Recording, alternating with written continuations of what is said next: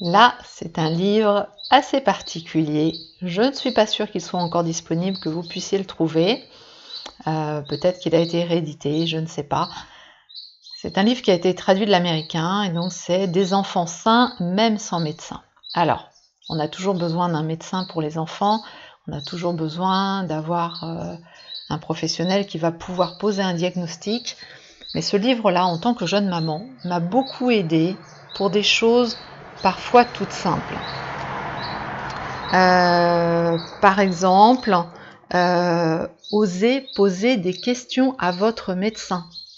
Des fois, quand on est jeune parent, on se dit « Oh là là, ben non, mais je sais pas, le médecin il va mieux savoir ».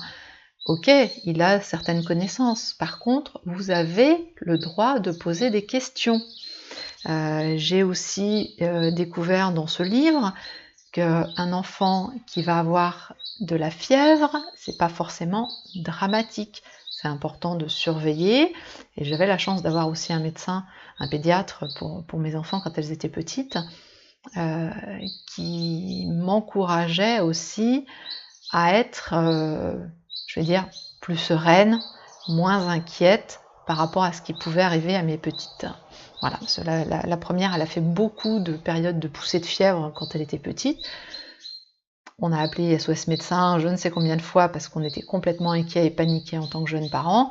Et c'est vrai que ce livre-là a permis de me rassurer, de me calmer, et puis accompagnée par le pédiatre que j'avais, qui était très très bien, de prendre au fur et à mesure de l'assurance en tant que maman pour le soin à mes enfants, et puis de ne pas toujours courir chez le médecin dès qu'il y avait un petit souci.